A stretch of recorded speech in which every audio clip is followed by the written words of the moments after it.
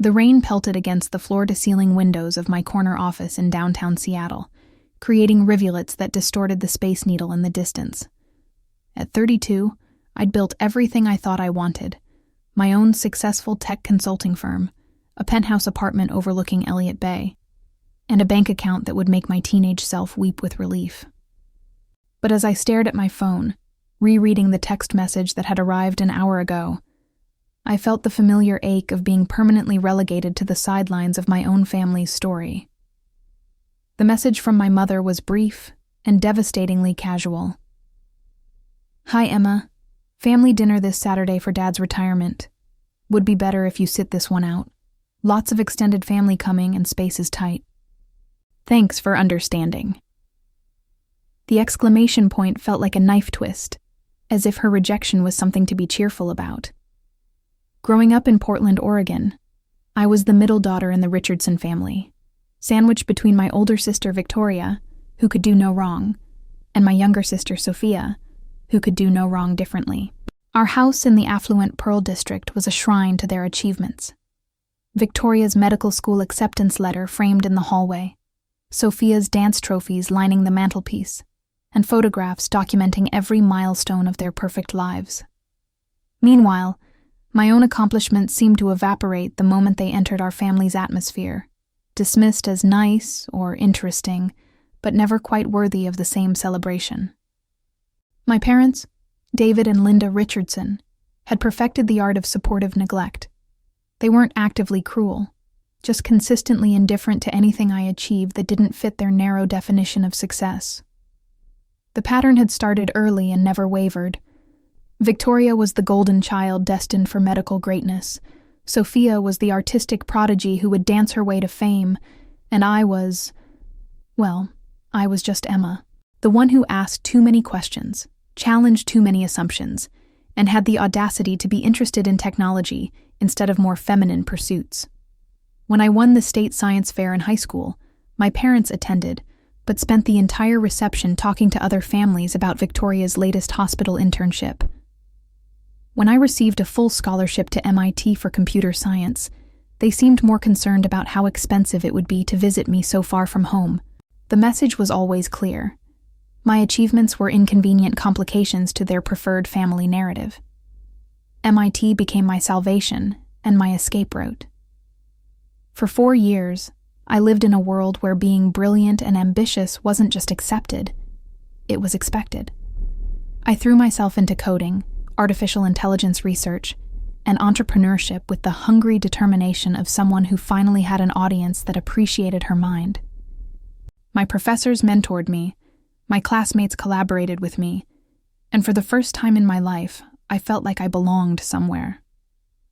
When I graduated summa cum laude and immediately landed a 6-figure job at a prestigious tech company in Seattle, I thought maybe, finally, my family would see me as more than an afterthought. Instead, my mother's response was, "That's wonderful, dear. Did you hear Sophia got the lead in her dance company's production of Swan Lake?" Seattle became my chosen home, a place where my family's indifference couldn't reach me through the rain and mountains that separated Washington from Oregon. I climbed the corporate ladder with ruthless efficiency, learning every programming language, mastering every new technology, and building a reputation as the consultant who could solve impossible problems. 3 years ago, I'd taken the ultimate leap and started my own firm, Richardson Tech Solutions, specializing in AI implementation for healthcare systems. The irony wasn't lost on me that I was revolutionizing the same medical field my sister Victoria worked in, except I was doing it from the shadows while she collected all the family glory for her bedside manner. But success, I'd learned, was a cold comfort when the people who were supposed to love you unconditionally barely noticed you existed. The years in Seattle had taught me to build my own chosen family from colleagues, mentors, and friends who valued my mind and celebrated my victories. My business partner, Jake, a brilliant former Google engineer, had become the brother I'd always wanted, someone who remembered my birthday, asked about my projects, and actually listened when I talked about my work. My assistant Maya treated me with more genuine care and respect than my biological family had ever shown. Even my building's doorman, Carlos, knew more about my daily life and concerns than my parents did. These relationships sustained me, but they couldn't entirely fill the hollow space left by family members who treated me like an optional extra in their lives. The exclusion from my father's retirement dinner wasn't the first time I'd been strategically uninvited from family gatherings. There was Thanksgiving 2 years ago, when my mother called to say they were keeping it small this year, only to see Instagram photos later of 20-plus relatives celebrating without me. There was Victoria's engagement party, which I learned about through social media because apparently my invitation got lost in the mail. Each excuse was plausible enough to avoid direct confrontation, but together they formed a pattern of systematic erasure that was becoming impossible to ignore. They'd perfected the art of excluding me while maintaining plausible deniability. What made this latest rejection particularly cruel was the timing. My father's retirement from his position as Portland's chief of pediatric surgery was genuinely worth celebrating. He'd saved countless children's lives over his 40-year career and deserved recognition for his achievements. I'd actually been planning to surprise him with a custom-built app that digitized and organized 40 years of his medical research, something that had taken me months to develop in my spare time. The app could help future pediatric surgeons access his innovations and case studies, potentially saving even more lives. But apparently, my presence at his celebration would be more inconvenient than this meaningful gift would be valuable. That evening, alone in my penthouse with only the city lights for company, I made a decision that would change everything. Instead of accepting this latest dismissal with my usual gracious silence, I was going to find out exactly how deep this family betrayal went. I opened my laptop and began what I cynically called digital archaeology, excavating the online presence of my family members, to understand just how thoroughly I'd been erased from their narrative. What I discovered in the depths of their social media accounts would shatter any remaining illusions I had about their love for me. My mother's Facebook profile was a carefully curated museum of family pride, featuring hundreds of photos spanning the past decade. There were albums dedicated to Victoria's medical school graduation, her residency, her wedding to her fellow doctor husband. There were extensive collections celebrating Sophia's dance career, her performances, her artistic achievements. There were loving tributes to my father's medical career, complete with newspaper clippings and colleague testimonials. But as I scrolled through years of posts, a disturbing pattern emerged. I appeared in fewer than a dozen photos, always in the background, always looking like an accidental inclusion rather than a beloved daughter.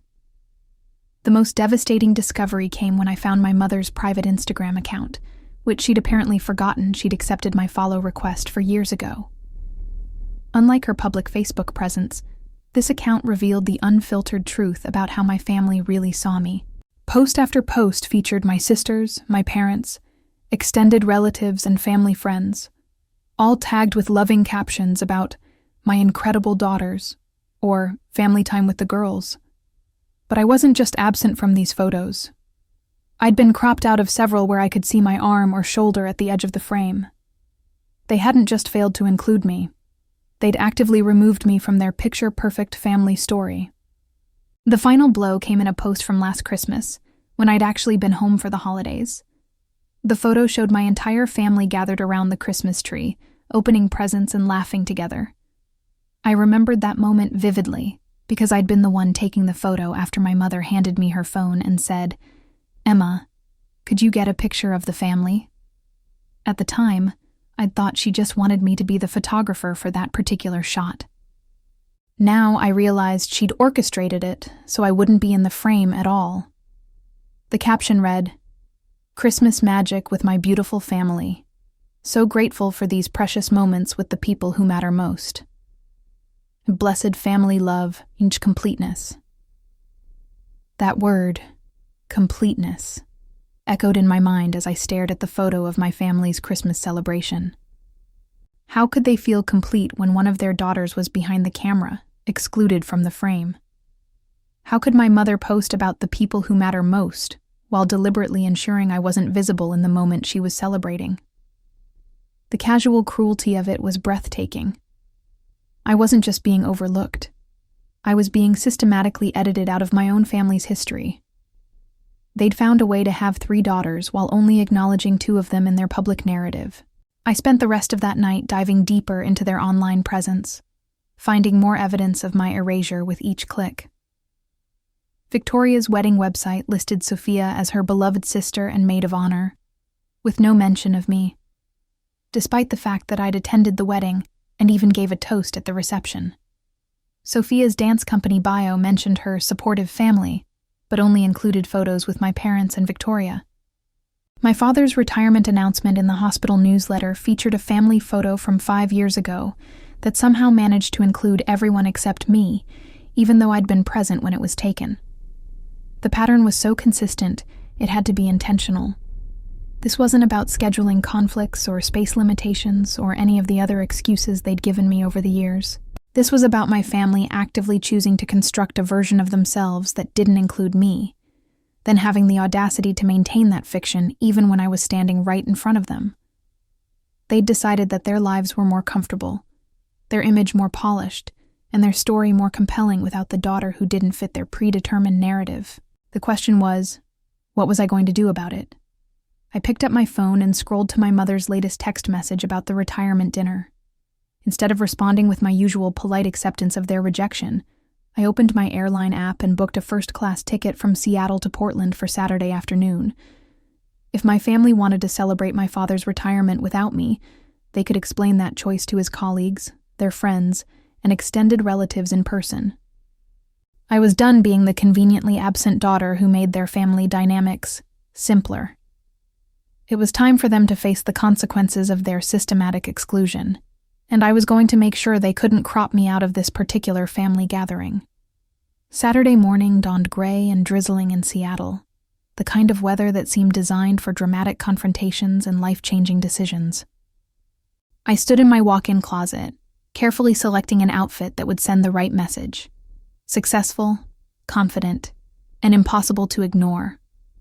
I chose a tailored navy Armani suit that had cost more than most people's monthly rent, paired with the diamond earrings I'd bought myself to celebrate my first $1 million contract.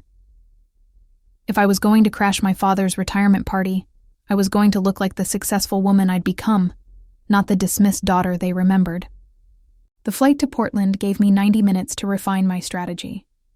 I wasn't going to storm in making accusations or causing a scene that would let them paint me as unstable or dramatic. Instead, I was going to arrive with grace, bearing the perfect gift for my father, and let my presence force them to confront their own cruelty in front of witnesses. The app I'd developed for my father's medical research was loaded on a sleek tablet, wrapped in elegant packaging, and accompanied by a letter explaining its functionality and potential impact. They could exclude me from the planning, but they couldn't deny the thoughtfulness of my contribution. My phone buzzed with a text from Jake. "Still can't believe you're doing this. Want me on standby for extraction if it goes badly?" I smiled despite my nerves. Having a business partner who understood family dysfunction was one of the many benefits of chosen family over biological lottery. "I'll be fine," I texted back. "But thanks for having my back." The truth was, I didn't know how this would go, but I knew I couldn't spend another year accepting their casual dismissal of my existence. Some confrontations were necessary for self-preservation, even when they carried the risk of making bad situations worse. The Uber from Portland Airport to my parents' house in the Pearl District took me through neighborhoods I'd once known by heart. Nothing had changed much. The same upscale restaurants, the same converted warehouses turned into luxury condos, the same carefully maintained image of Pacific Northwest sophistication. But I felt like a completely different person returning to this landscape. The uncertain, overlooked daughter who'd left for MIT was now a confident entrepreneur worth millions. And that transformation was about to collide with a family that had never bothered to notice it had happened. As we pulled up to my childhood home, I could see cars lining the street and warm light spilling from the windows onto the front garden. Through the large picture window, I caught glimpses of well-dressed adults mingling, wine glasses in hand, celebrating my father's 4-decade career. This was exactly the kind of sophisticated gathering my mother loved to host, carefully planned, perfectly executed, and designed to showcase our family's success and unity. The irony that they were celebrating unity while deliberately excluding one family member apparently never occurred to them. I paid the driver, took a deep breath, and walked up the familiar brick pathway to the front door. Through the glass panels beside the entrance, I could see my mother in her element, elegant in a black cocktail dress, moving gracefully between guests with practiced hostess charm. I could see my father holding court near the fireplace, probably sharing stories about his most memorable cases with colleagues and friends. Victoria and Sophia flanked him like beautiful bookends, both perfectly styled and radiating the confidence that came from never doubting your place in the family hierarchy. It was time to disrupt their picture-perfect evening with an inconvenient truth. Families don't get to be complete by making some members disappear. I rang the doorbell at exactly 6:30, just as cocktail hour would be reaching its peak. The sound echoed through the house, and I watched through the glass as my mother approached the door, probably expecting a late-arriving guest or delivery. When she opened the door and saw me standing there with my perfectly wrapped gift and first-class composure, her face cycled through confusion, shock, and finally a flash of panic that she quickly tried to mask with her social smile. "Emma," she said, her voice pitched slightly too high. "What a surprise. I thought you couldn't make it tonight." "I decided I couldn't miss Dad's retirement celebration," I replied smoothly, stepping into the foyer whether she moved aside or not. "Family events are so important, don't you think?" The emphasis on family was subtle, but pointed, and I could see her processing the implications. Behind her, I could hear conversation and laughter continuing in the living room. The party she'd planned without me was in full swing, and now she had to figure out how to handle my unexpected presence without creating a scene in front of their guests. "Of course, we're always happy to see you," my mother said, though her body language suggested otherwise. Let me see if we can make room at the table. We weren't expecting—" She trailed off, realizing that finishing that sentence would require her to admit she'd deliberately excluded me. "Don't worry about the table," I said graciously. "I'm sure we can figure something out. After all, there's always room for family, right?" Each word was delivered with perfect sweetness, but the underlying challenge was clear. I could see my father through the archway leading to the living room, surrounded by colleagues and friends who were listening to what appeared to be a particularly engaging story.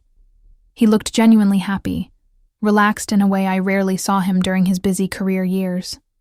This was his moment, and despite everything, I didn't want to ruin it for him. But I also wasn't going to let my family continue their pattern of systematic exclusion without consequences. They'd made a choice to celebrate his career without one of his daughters. Now they could explain that choice to everyone present. "Emma!" My father's voice boomed across the room as he spotted me, his face lighting up with what appeared to be genuine pleasure. He made his way through the crowd, arms outstretched for a hug that felt warmer than any family interaction I'd had in years. "I can't believe you made it. Your mother said you were too busy with work." I felt a flash of anger at this casual lie. She hadn't said I was too busy. She'd said I shouldn't come, but I maintained my smile. "I wouldn't miss celebrating your incredible career, Dad. 40 years of saving children's lives deserves recognition from your whole family."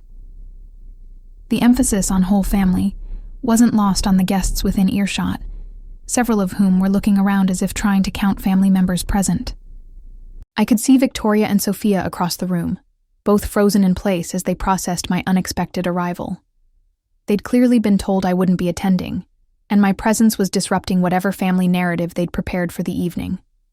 But before anyone could address the elephant in the room, I decided to take control of the situation. "Dad," I said, reaching into my bag, "I brought you something special. I think you're going to love it." The gift presentation became a masterful piece of theater, drawing the attention of every guest in the room as I handed my father the elegantly wrapped tablet. "This represents months of work," I announced, my voice carrying clearly through the suddenly quiet living room. "I wanted to create something that would honor your legacy and help future doctors benefit from your expertise." As my father unwrapped the tablet and I began explaining the medical research app I'd developed, I could see his colleagues leaning in with genuine interest. Dr. Martinez, who I recognized from hospital functions years ago, actually pulled out his phone to take notes as I described the app's functionality. Emma designed this herself? Dr. Martinez asked my father, clearly impressed. The potential applications for residency training alone could be revolutionary. Other medical professionals in the room began gathering around, asking technical questions about the app's capabilities and database structure. I answered with the confidence of someone who'd spent years mastering both technology and business, watching as their respect grew with each detailed response. This wasn't the awkward, overshadowed daughter they might have remembered from past family gatherings. This was an accomplished professional who'd created something genuinely valuable for their field. I could see my mother's face growing increasingly tense as the conversation continued. This wasn't supposed to happen. I was supposed to be absent, allowing Victoria and Sophia to shine as the proud daughters celebrating their father's achievements. Instead, I was commanding attention with a gift that none of them could have conceived of, much less created. When Dr. Chen, the hospital's current chief of staff, asked if I'd consider licensing the technology to other medical institutions, I could practically feel my mother's panic radiating across the room. I had no idea Emma was working on anything like this, my father said, his voice filled with a wonder that was both gratifying and heartbreaking. Of course he had no idea. None of them had bothered to ask about my work beyond superficial pleasantries. "How long did this take you to develop?" he asked, and I could see genuine pride beginning to replace his surprise. "About 8 months of evenings and weekends," I replied. "I wanted it to be perfect for tonight. The fact that I'd spent nearly a year creating this gift for a celebration I wasn't supposed to attend hung in the air like an accusation." Victoria finally approached, her medical training probably recognizing the genuine innovation in what I'd created.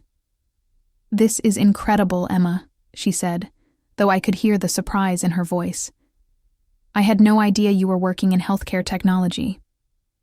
The admission revealed just how little any of them knew about my actual career, despite my years of building expertise in AI applications for medical systems. "There's a lot you don't know about what I do," I replied with a smile that was both warm and pointed. But that's what happens when we don't stay in regular touch. The room had now essentially divided into 2 groups. The medical professionals clustered around me and my father discussing the app's potential, and my family members standing awkwardly to the side, clearly uncertain how to handle this disruption to their planned narrative. But I wasn't finished yet. The gift had been the opening move. Now it was time for the real conversation about family dynamics and systematic exclusion to begin. As the initial excitement about the app began to settle, I noticed my mother attempting to redirect attention back to more general celebration of my father's career. "Perhaps we should move to the dining room," she suggested with slightly forced cheerfulness. "Dinner should be ready soon."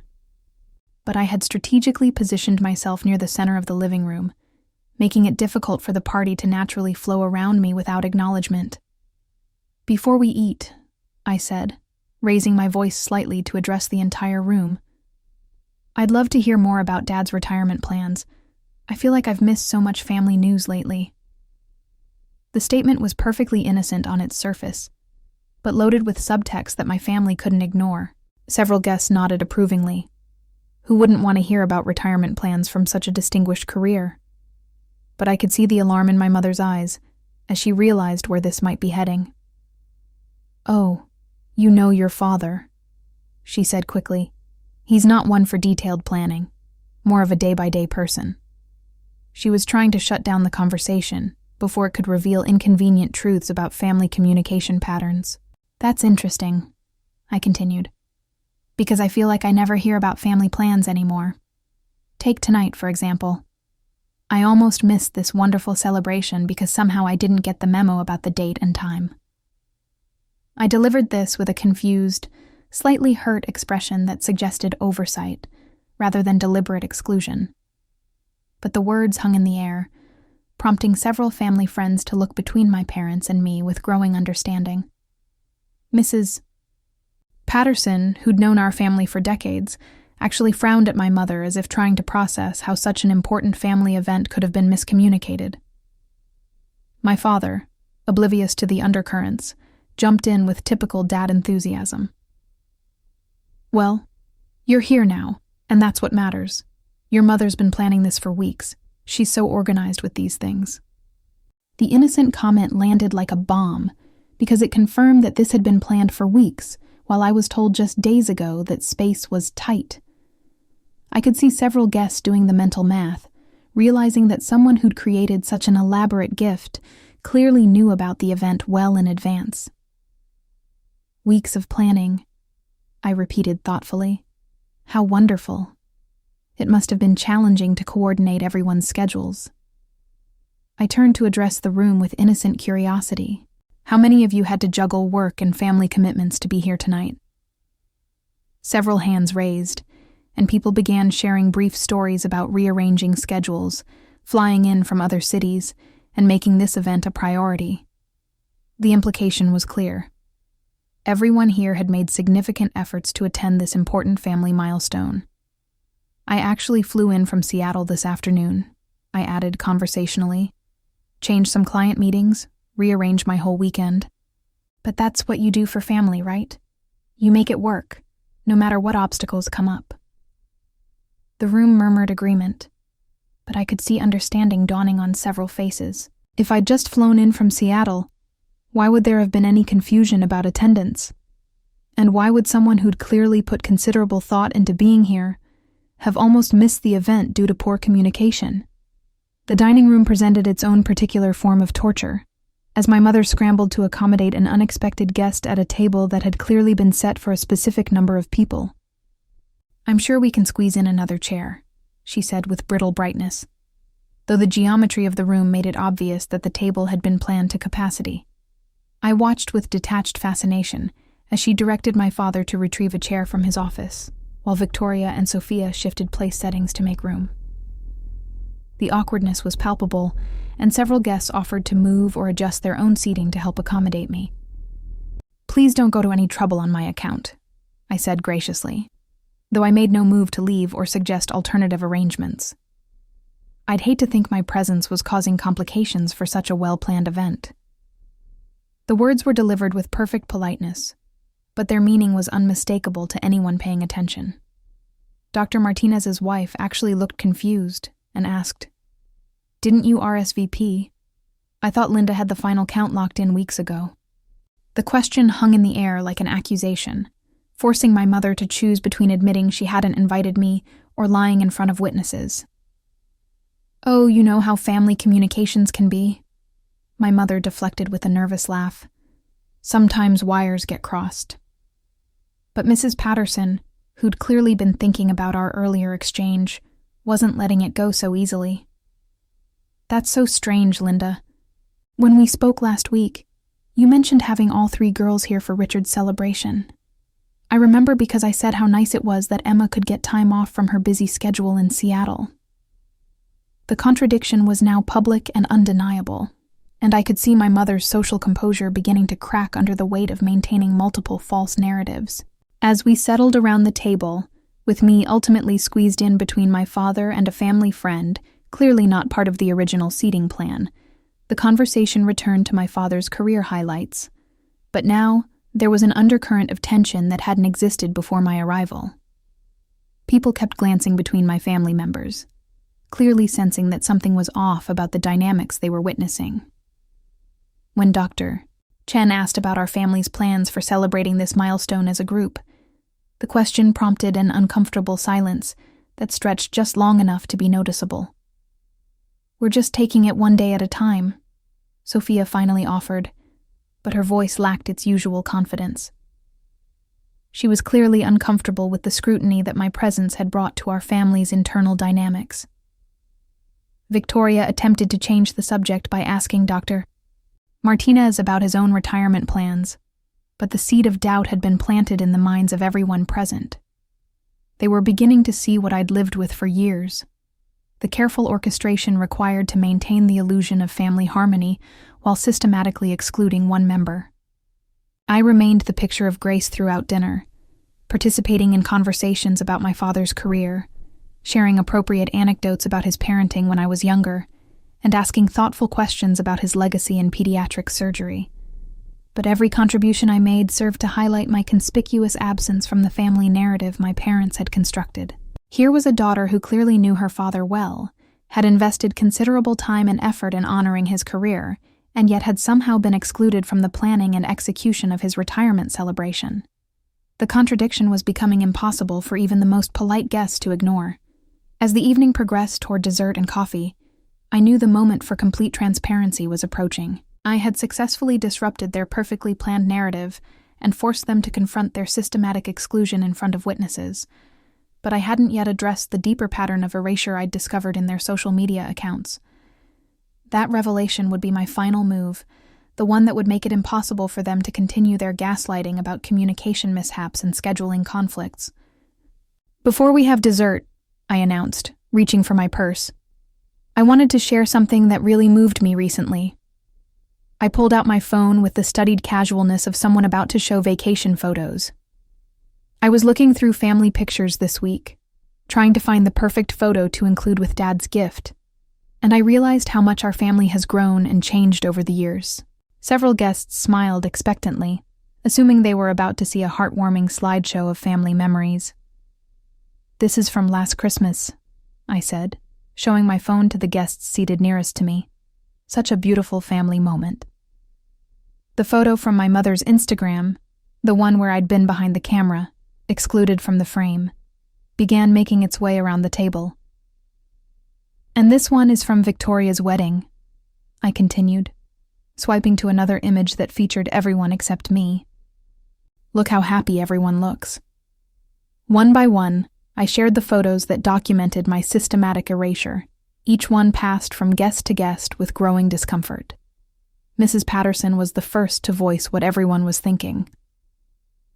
"Emma, where are you in these photos? You're not in any of them." Her question was asked with genuine concern, as if she thought there might be some reasonable explanation for my absence from multiple family celebrations. "That's a great question," I replied with devastating calm. "I've been wondering the same thing myself. It seems like I've been inadvertently left out of quite a few family moments over the years." The silence that followed was deafening. Every person at that table understood exactly what they were seeing. Evidence of deliberate exclusion, dressed up as coincidence. My father looked genuinely confused and hurt as he studied the photos on my phone. "I don't understand," he said quietly. "Why wouldn't Emma be in these pictures?" His question was directed at my mother, but she seemed incapable of forming words. The careful social facade she'd maintained for decades was crumbling in real time. "There's one more thing," I said, pulling up my mother's Instagram post with the caption about completeness and the people who matter most. This was posted while I was at Christmas dinner with you all. I was actually in the kitchen helping with dessert when this was taken and shared. I read the caption aloud, my voice steady despite the emotional weight of the words. "I particularly appreciate the part about feeling complete with the people who matter most." So the accusation was now explicit and undeniable, and every person in that room understood that they had witnessed a daughter confronting a family that had actively erased her from their narrative while claiming to celebrate family values. The aftermath was swift and brutal. Dr. Martinez and his wife made polite excuses and left within minutes. Mrs. Patterson hugged me tightly before departing, whispering, "I'm so sorry, honey," in my ear.